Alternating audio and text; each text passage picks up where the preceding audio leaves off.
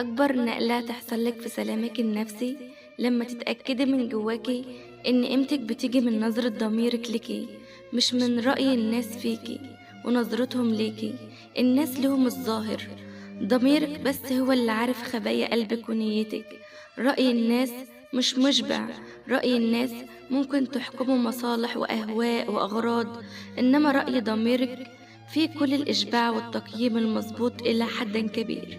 الناس بتتقلب عليكي في لحظة، ضميرك بيفتكر لك الحلو اللي فات. الناس مش فارق معاهم ضميرك انت، أغلى حد عنده. لو ضميرك راضي يبقى رأي الناس وقبولهم لكي مجرد رأي يحترم، لا أكتر ولا أقل.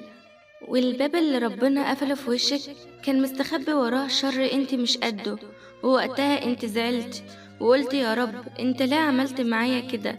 عمل معاكي كده عشان بينجيكي من حاجات انت ما كنتش هتقدري عليها ابدا. ياما زعلنا من حاجات وكان نفسنا انها تتحقق في يوم وفي الاخر ما حصلتش، بس مع الايام اكتشفنا اللي في الاخر ان ربنا مش بيعمل لنا الا كل الخير. رب الخير لا يأتي إلا بالخير، وربنا رب قلوب، ونيتك دايما لصالحك. خلي نيتك حلوة وتأنسي دايما بكل اللي حواليكي إنك خير وجواهم